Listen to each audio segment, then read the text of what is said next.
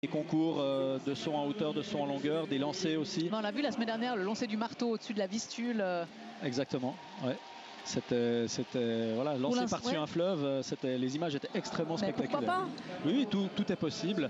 Après, ce qu'il faut savoir, c'est qu'actuellement, les règlements de l'athlétisme international, les règlements de l'athlétisme ne permettent pas de valider les performances qui sont réalisées. Ça a été le cas, hein, parce qu'on a eu un record du monde. Ouais, Anita Wlodarczyk a battu le record du monde du lancer du marteau féminin, mais ça n'a pas pu être validé parce que c'était sur une installation non permanente. C'est ça le critère actuel. Le critère actuel, il faut les installations sur lesquelles un record peut être établi, ça doit être une installation permanente et homologuée par des officiels de la Fédération internationale.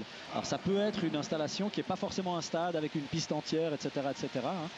Il peut y avoir une installation, par exemple, où vous avez juste une piste d'élan avec un sable au fond, mais si c'est une installation permanente, ça peut être homologué et les performances établies sur cette installation-là sont du coup valables. Maintenant, si vous avez une installation provisoire, vous installez pour 2-3 jours juste pour faire un concours de saut à la perche en pleine ville, et bien du coup les performances ne sont du coup pas homologuées. Pour l'instant, on considère ça comme une exhibition. Exactement. Il faudrait une modification, et je pense que le moment est venu parce qu'on a la possibilité aujourd'hui de monter des installations provisoires qui sont parfaitement conformes au règlement. Et sécurisées également. Également sécurisées, etc. Voilà, il faut qu'une piste d'élan ne soit pas en pente. Voilà, par exemple, il faut que ce soit parfaitement plat. Oui, bah sinon ça serait trop facile. Bah oui. Non mais ça paraît basique comme ça, mais il faut pouvoir le mesurer. Voilà, simplement. Voilà tout simplement le grand favori de la deuxième course de cette soirée parisienne, le Grenadien Kirani James. Il gagne tout actuellement sur la distance. Ce jeune homme de 22 ans, il s'est révélé extrêmement jeune sur la distance, en devenant à 18 ans le plus jeune champion du monde. Et Kirani James, ça fait longtemps qu'il a plus perdu. Le dernier qu'il ait battu, c'est Lashon Merritt. Et Lashon Merritt, il n'est pas là ce soir. Alors les principaux adversaires de Kirani James devraient être le Sud-Africain Wade Van Niekerk et le surprenant américain David Furburg, puisque c'est lui qui a gagné les trials américains.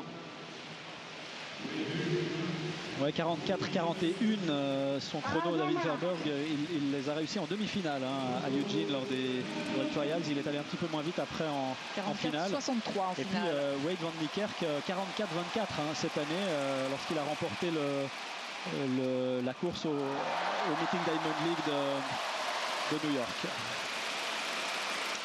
C'était le dernier meeting de cette Ligue de Diamants.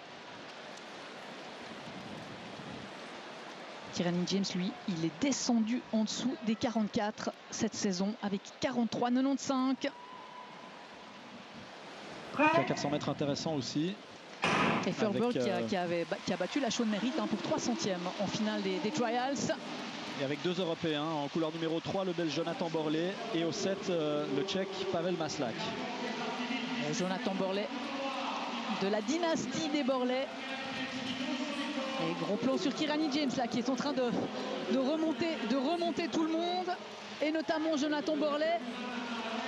Ouais, mais Borlée fait une bonne course. Ouais, ça lui a fait du bien que Kirani James visiblement remonte à sa hauteur. Ça l'a stimulé, et Borlée là qui est en train qui est à la hauteur et qui tient tête. C'est Van Niekerk. Ah bah ouais, Borlée, c'est Van Niekerk qui est en train de mettre à mal Kirani James. On l'avait annoncé, le Sud-Africain. On va vérifier le chrono, incroyable. Kirani James se retrouve battu ici à Paris. Bon, même si on a eu l'impression qu'il, peut-être voyant le Sud-Africain le dépasser, il a un petit peu lâché prise, Kirani James. Il s'est crispé là, lorsqu'à la sortie du virage, il a été attaqué par l'extérieur au couloir numéro 5. Et le chrono de Van Niekerk, 43,96. C'est 1 centième de plus seulement que le meilleur chrono de la saison de Kirani James. Le record d'Afrique pour Van Niekerk. Voilà, c'est pas une énorme surprise parce que c'est 3 dixièmes de mieux que son record personnel. Donc pour Van Niekerk, dans dans un grand meeting comme celui-là, avec l'opposition qu'il y avait ce soir. Très très beau 400 mètres en tout cas, avec certainement un très bon chrono aussi pour Kirani James quand même. Ouais, 44-17, c'est pas mal. Hein. Mais il n'y a qu'un seul homme qui est descendu sous les 44. C'est donc le Sud-Africain Wade van Niekerk, 22 ans. Ce sont de tout jeunes hommes là qui sont en point sur ce 400 mètres.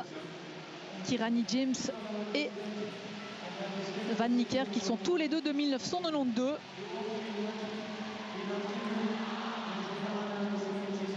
Et on voit, regardez là, on voit bien que Kirani James là, il pouvait plus. Pioche, il se crispe beaucoup là, il grimace, et Van Niekerk est beaucoup plus fluide. Bah, évidemment c'est plus facile quand on est en train de gagner et qu'on sent qu'on a plus de vitesse que son adversaire. Très très beau duel en tout cas sur ce 400 mètres entre Van Niekerk et Kirani James. Et au niveau des chronos, c'est bien parti ce soir. Ouais, mais ça confirme ce qu'on pressentait. Cette chaleur, c'est favorable. La piste ici à Paris, on le sait, est très